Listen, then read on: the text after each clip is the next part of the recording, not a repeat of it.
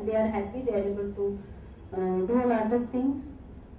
Then we participated in the review meetings, event celebration, as government always wants photographs and things like that. So we did some events.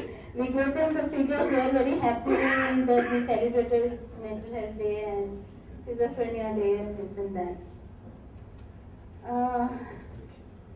Mental health cell. Okay, I must say this is a real positive thing which has come out of DMHP programs. Howsoever we blame the government, howsoever we say we don't get along with government, but they are the answer because they have the infrastructure, they have the rich, they have the resources. What they lack is only the will. But still, whatever they are able to do, we as NGOs would like to support. And in that sense, this mental health cell is a direct offshoot of the DMHP programs. I mean to say, NMHP, what it was? National Mental Health. National Mental. Sorry, I'm very bad at these things.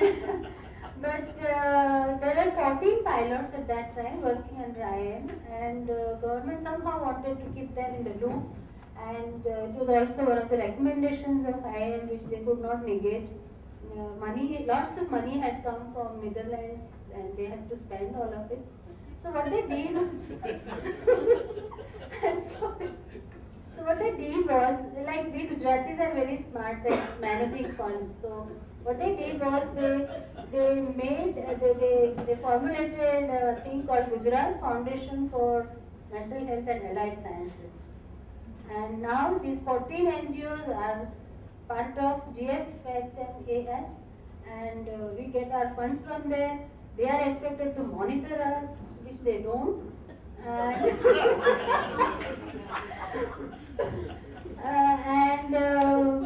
we are happy that they don't monitor us. In a way, we are very happy that they don't monitor us, because otherwise there will be a lot of trouble. And we as a very independent-minded group, at least we would have been in trouble. And not that we would not have done mental health on our own, but we also think that it was very important to try and work with the mindset of people in government.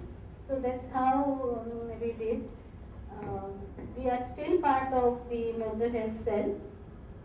Dr. Bakre is gone. Marjit Singh has gone. We have now other officers who are already delaying people's payments, and the staff is expecting all NGOs to go there and get the check. They also called me, "Madam, please come and collect your check." I said, "Why don't you put it in a courier? I'm not coming there all the way 150 kilometers just to get a check. No, I don't want to come." He was amazed and he said, Okay. And then that check did not come to me for 3 months.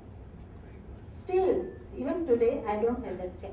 Come and collect the check is normally a message. I'm the last person to take that message. I'm sorry, this is a bit of digression, but whenever I would go to the district headquarters, want to get something done, they will say, "Madam, chai pani." So I said, "Okay, order the chai and you will have chai. Pani is already there." But they say, no, madam, give us some money from where we can. I'm sorry, I don't give you money. Okay, will you give me a receipt if I give you whatever the money you are asking for? Madam, kaisi baat karte ho? Then I know that my work will not get done. I'm fine. That's why we don't want to relate too much with the government. Despite of close relation, NGOs have been assigned autonomous projects. Yeah, that is goodness. That I said that we are considered autonomous. We have our own budget.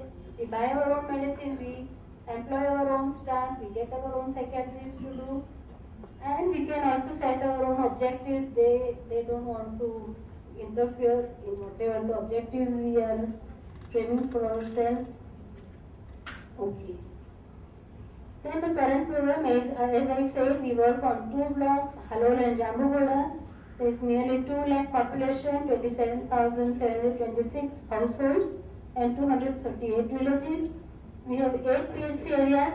Now the infrastructure that we have. Previously we used to work through our health workers, but now the area is enlarged, almost 5 times. We were on roughly 50,000 population when we started the program. Now we are supposed to reach out to 2 lakh population. And on all, in all the areas we do not have our health workers reaching there. So we have found an in-between. Like our health workers are the senior health workers, senior mental health workers, and we have the link workers, and then we have the grassroots. So at the grassroots, we were told by the government, why don't you involve ASHA? We tried that also, but we found out that ASHA has got too much work. She is all the while busy, filling up the registers and survey forms and this and that, and she has no time to look at the mentally ill patients. So we are having now VLGs, that is called village level guides. So, but that 3-tier model is still in place. We have fortnightly psychiatry OPDs at 3 places. None of these OPD is more than 20-25 kilometers away from the villages. So that's something that we want to reach out to as close as possible to the people. Components of mental health program, we have identification, we did house-to-house survey, and from this population we found out patients, identification, referral, maximum 15 to 30 kilometers radius, free treatment, incentives to ASHA per patient, family visit, predisposing factors, to not predisposing factors like stress, accident, death, social quarrels, etc. That whole survey was designed to find out house to house if they had a quarrel, if they had some stressful event in their family. Then our workers have been trained, ASHA and VLGs also we tried to train for follow-up. Basically medicine intake, which is the most important and very vital thing to do in treating the MI. So we have the medicine intake, we have the support counseling to caretakers and the family. Mental health care tips to caretakers are given, helping and we help the family to do some amount of rehabilitation of the patient, where the family members are supposed to involve the mentally ill person into the day-to-day activities. If they go to the fields, they should take the person there. If they are doing some fetching water, then patients have to be accompanied. They have to be taken to the social things, social events like marriages, and we have a system of what they call Ravana. Ravana means they are periodic meetings of the males in the village, where the males just gather and they have a lot of enjoyment, and women are not allowed to go there and all that. But still, it was good for our male patients to go to the Ravanas and enjoy with the rest of the group, and they are accepted well. It was something good that was achieved out of this program. Then, of course, all this.